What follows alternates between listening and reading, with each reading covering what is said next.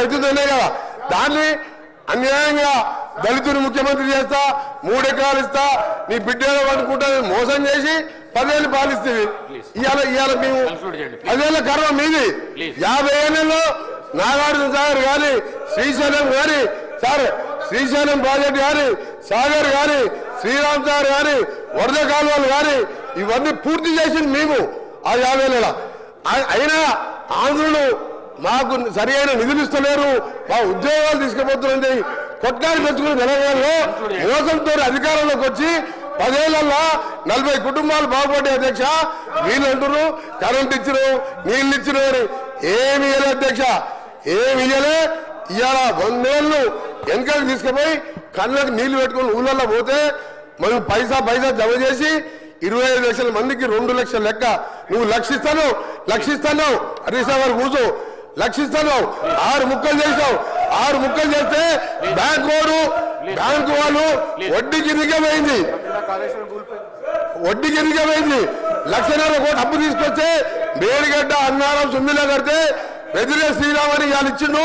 రేపో మాపో అవి కూడా కూలిపోతాయని చెప్పిండు ఏం చేశాను కూలిపోయే ప్రాజెక్టు కట్టావు మొత్తం మోసం చేసినావు మీ కుటుంబాలు బాగుపడ్డాయి పోదాంపా తెలంగాణకి ఏమిటికి వస్తుందో 50,000 కోట్లు 50,000 కోట్లు అధ్యక్ష 50,000 కోట్లు మిషన్ దగ్గర ఇంటిని నల్లా నీళ్ళు ఇవ్వకపోతే ఓట్లు అడగలను పోదాంపా సిరిసిల్ల ఊరికి పోదాం సిరిసిల్ల గారి గిద్దిపేట గారి ఒక ఊరికి పోదాం నల్లా ఇప్పుదాం నీళ్ళు వచ్చినాయంటే మళ్ళీసారి మేము ఓట్లు అడిగాం ఒక్క దగ్గర లేదబ్బా 50,000 కోట్లు తినేసిండు మిషన్ భగీరథ మీద 50,000 కోట్లు తినేసిండు తినుడు తప్ప అన్ని తిని ఇవాళ సంవత్సరంలో నేను దారులు పెరగాలంటే నేషనల్ క్రైమ్ కార్డు అధ్యక్ష ఒక నిమిషం చివరిగా లాస్ట్ పాయింట్ గౌరవ సభ్యులు కేటీఆర్ గారికి నేను చెప్తున్నా హరీష్ రావు గారికి నేను సమాధానం చెప్తలేను వారికి మాట్లాడే హక్కు లేదు ఆయన డిప్యూటీ లీడర్ కాదు ఆయన సిఆర్పి సెక్రటరీ కాదు ఒక ఎమ్మెల్యే ఆయన చెప్తున్నాను ప్రశ్న సబ్జెక్ట్ మాట్లాడుతున్న కేటీఆర్ గారికి నీ సమాధానం చెప్తున్నా నేను ఒకటే చెప్తున్నా క్రైమ్ రికార్డు చేయండి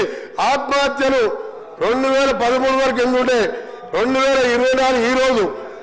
మా 1 సంవత్సర కాలంలో తగ్గినా లేదా నేషనల్ క్రైమ్ రికార్డు తెప్పిద్దాం ఎందుకు అబద్ధాలు చెప్తారు దగ్గర సవర్ ఎందుకు తప్పొట్టిస్తారు ప్రజలను ఎందుకు తప్పొట్టిస్తారు దయచేసి వాస్తవాలు రైతు భరోసా మీద మేము మా మంత్రి గారు చెప్పేది మా ముఖ్యమంత్రి గారు చెప్పేది రిప్లై వినండి ఆ తర్వాత మీరు షాక్ అయి మీరు మీ లీడర్ వస్తలేరు ఎల్ఓబి గారు వస్తలేరు వచ్చే సెషన్కి వెళ్ళి మీరు ఎవరు కూడా సభకు రారు